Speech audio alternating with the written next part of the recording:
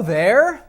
I don't know why I said it that way, but that's cool. Let's try something new this week. Welcome to The Monitor! As always, I am Peter Rubin, senior editor at Wired, and this week we are going to talk about the very best sketch comedy show on television right now. Apologies, Lorne Michaels.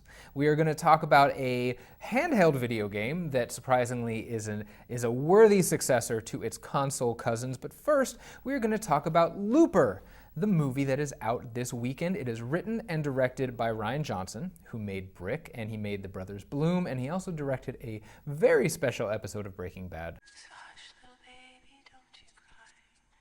Daddy loves you, and so do I. But Looper is amazing. Looper is amazing.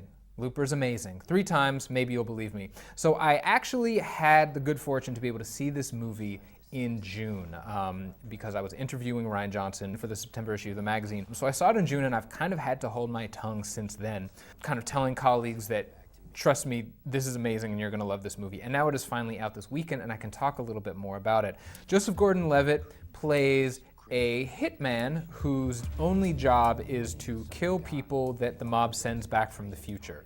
Time travel has been invented, but it is highly illegal, so the only people who use it are organized crime, syndicates. This one in particular is headed up by Jeff Daniels in an incredible performance. Joseph Gordon-Levitt is confronted one day with his older self, played by Bruce Willis. I'm sure you've seen the trailers and you see how this conceit plays out. But Joseph Gordon-Levitt not only has really good kind of makeup and prosthetics to make him look physically more like a young Bruce Willis, but he has internalized dude's cadences and intonations perfectly, and it is really like Bruce Willis and a young Bruce Willis are acting in the same scene together. It's pretty mind-blowing. Rian Johnson is just a super able and confident director, and the script is fantastic, and there are some really nice kind of formal Western influences that play out throughout the movie, both from a character standpoint and the way he shoots the movie. And there's also one of the best child actors I have ever seen in this thing. Trust me, you are going to love this movie. It is great, original sci-fi. It is a conceit that doesn't necessarily seem that imaginative, but the way that it plays out really, really is. It is out this weekend. I implore you to see it. Make sure this man gets some mainstream love, because he is one of the best working in Hollywood right now, for my money. Now let's talk about video games for a change. Over to you. Okay, thank you. I am, of course, as residents of the Bay Area know, standing on the platform waiting for a BART train. Whereas I used to spend this time doing something on my phone or reading a book, gross, I now have something to do on my PlayStation Vita. Yes, someone has one of those. It is Little Big Planet for the PlayStation Vita. It is out this week, either as a cartridge or a download, which is always a nice thing in this crazy digital world of ours. It is a conventional Little Big Planet adventure, much like LBP and LBP2. There is a karting game coming out for the PS3 later this year, but this is not that. This is everyone's favorite stuffed rag of a hero, Sackboy, and his many, many costumes in an all-new adventure exploring the world of Carnavalia, which has all kinds of grotesque and creepy carnival-influenced characters, which is another reason I like to play it on the train, because then it doesn't give me nightmares.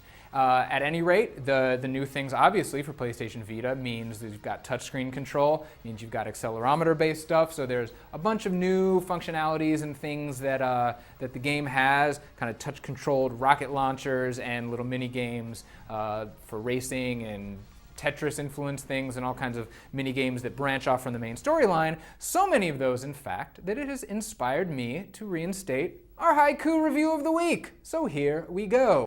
Sackboy's in your hand, even responds to your touch. Wait, that sounds creepy. So there you go, Little Big Planet for Vita. It is out this week. Back to you. Okay, thanks for that. Glad to see the Haiku is back. That was a little weird. Let's talk about sketch comedy. Actually, let's talk about sketch comedy shows on Comedy Central. Since Chappelle's show sadly went away, they've had kind of a tough time finding a show that sticks. And when I say a show that sticks, I mean a show that I actually enjoy. You know, Mind of Mencia, Pretend Time with Nick Swardson, The Demetri Martin Show kind of had its moments. John Benjamin Has a Van, Michael and Michael have issues? Well, that wasn't really a sketch. Point being, there's finally a show that does it for me. And that show, season 1 was earlier this year. Key and Peele. This is Jordan Peele and Keegan-Michael Key. These are two veterans of Mad TV, another sketch show that I never really loved.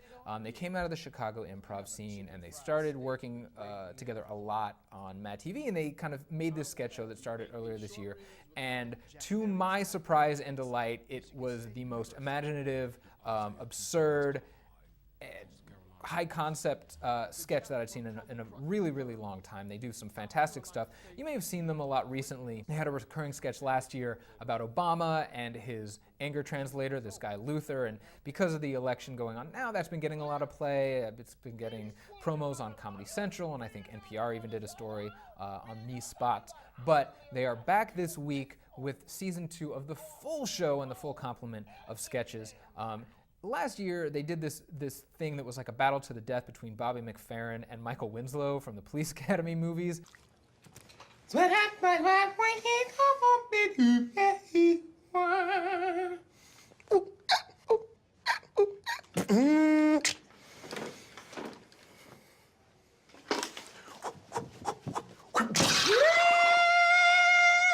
They always kind of start with a premise that surprises you a little bit, and they play it straight, but then it escalates and it escalates and it escalates, and they commit to it with so much tenacity that you really have to hand it to these guys. And it never gets kind of weird for the sake of weird. It's always weird in a thing that's logically consistent with where they start from, but it's always hilarious. Like this, seriously, I can't impress upon you enough how consistently funny that first season was, and the second season starts this week, and from the few sketches that I've seen that are going to be on, it is a return to form, and if you aren't familiar with it, don't worry, there's reruns on Comedy Central all the time, and in a departure from network comedy, if you miss an episode, it's on Wednesday nights, if you miss an episode, it's always getting a rerun. So you always have a chance to see the one you missed, but at any rate, if you're not familiar, it's time to get familiar. Key and Peele Season 2 starts this week. Make sure you watch. But that's it for The Monitor this week. As always, you can email us at themonitor@wire.com with tips, suggestions, hatred, and love. We will be back next week with more of the very best in pop culture. But until then, inspirational catchphrase here.